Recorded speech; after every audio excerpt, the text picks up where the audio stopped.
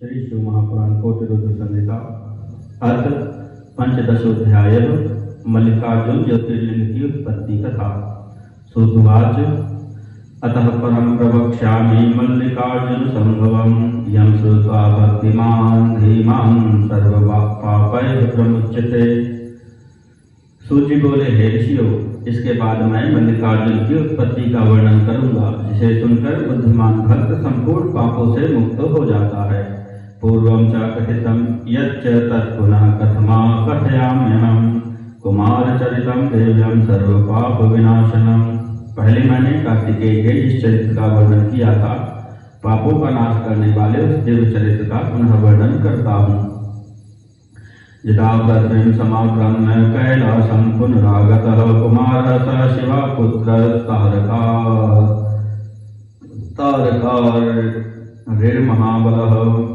तदासुरशिरागत्य सर्वं व्रतं जगादः गणेश्वर विवाहादि भ्रामयन्स्तं सबुद्धितः। जब तारक का वध करने वाले महाबलवान पार्वती पुत्र कार्तिकेय पृथ्वी की परिक्रमा कर कैलाश पर पुनः आए, उस समय देवर्षि नारद ने वहां आकर अपनी बुद्धि से उन्हें भ्रमित करते हुए गणेश के विवाह आदि का सारा वृत्तांत कहा। तच्छ्रुत्वा स कुमारो हे प्रणम्य पितरौ कृतौ जगाम पर्वतं क्रौचं पितृभ्यां बालितोऽपि। इसे सुनकर अपने माता पिता के मना करने पर भी वे कुमार उनको प्रणाम कर क्रौंच पर्वत पर चले गए। कुमारस्य वियोगेन तन्माता गिरिजा यदा दुःखितासि तदा शम्भुस्तामुवाच सुबोधकृत् कथं प्रिये दुःखितासि न दुःखं कुरु पार्वती आयासति सुतः शुभ्रो त्यज्यतां दुःखमुत्कटम्।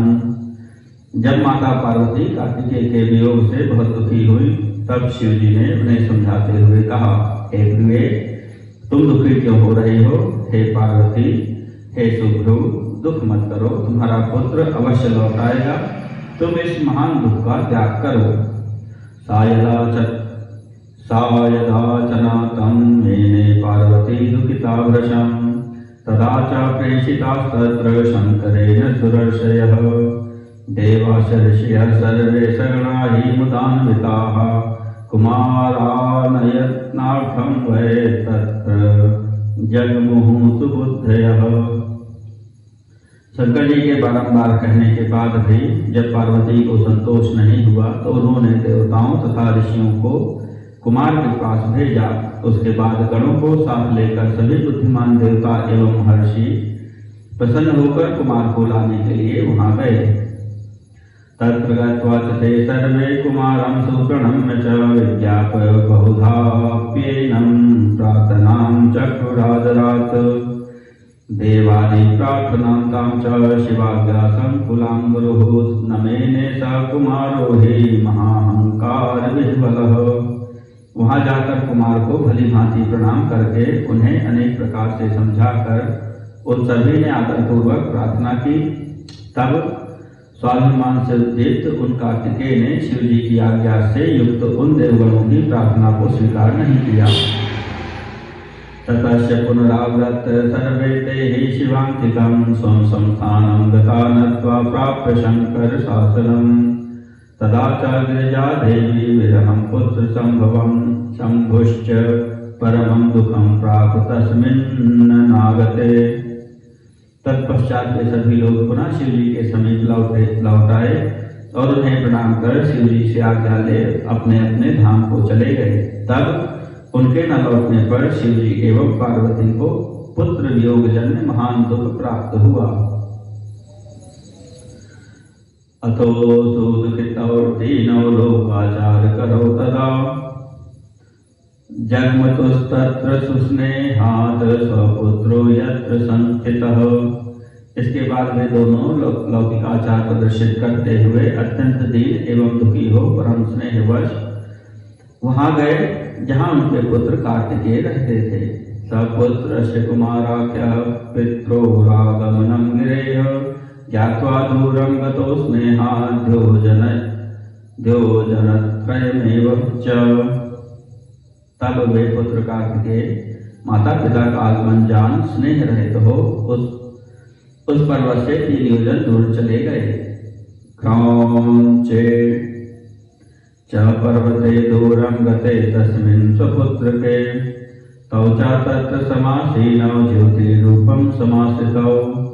अपने पुत्र के दूर चले जाने पर वे दोनों ज्योति रूप धारण कर वहीं क्रौंच पर्वत पर विराजमान हो गए। पुत्र स्नेहातुरौ तौ वै शिवौ पर्वणि पर्वणि दर्शनार्थं कुमारस्य स्वपुत्रस्य गच्छतः।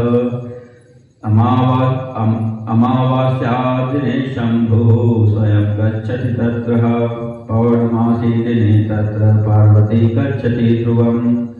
पुत्र स्नेह से व्याकुल हुए वे शिव तथा पार्वती अपने पुत्र कार्तिकेय को देखने के लिए प्रत्येक पर्व पर वहां जाते हैं। अमावस्या के दिन साक्षात शिव वहां जाते हैं और पूर्णमासी के दिन पार्वती वहां निश्चित रूप से जाती हैं। तद्दिनं हि समारभ्य मल्लिकार्जुन संभवं लिंगम चैव शिवस्यैकं प्रसिद्धं भुवनत्रये।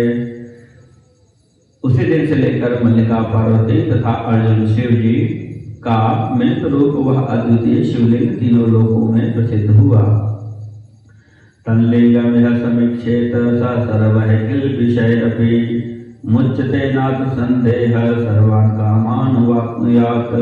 दुःखं च दुरितो याति सुखमात्यन्तिकं लभेत जननी गर्भसम्भूतं कष्टं नाप्नोति वै पुनः। धन धान्य समृद्धिश्च प्रतिष्ठारोग्यमेव च अभीष्ट फल सिद्धिश्च जायते नात्र संशयः। जो मनुष्य उस लिंग का दर्शन करता है वह सभी पापों से मुक्त हो जाता है और समस्त मनोरथों को प्राप्त कर लेता है, इसमें संदेह नहीं है। उसका दुख सर्वथा दूर हो जाता है, वह परम सुख प्राप्त करता है।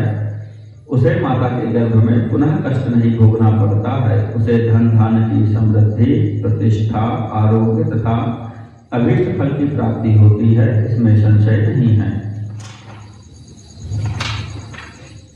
ज्योतिर्लिंगम द्वितीयं च प्रोक्तम मल्लिका संगीतम दर्शनात् सर्व सुखदम कथितम लोक हेतवे।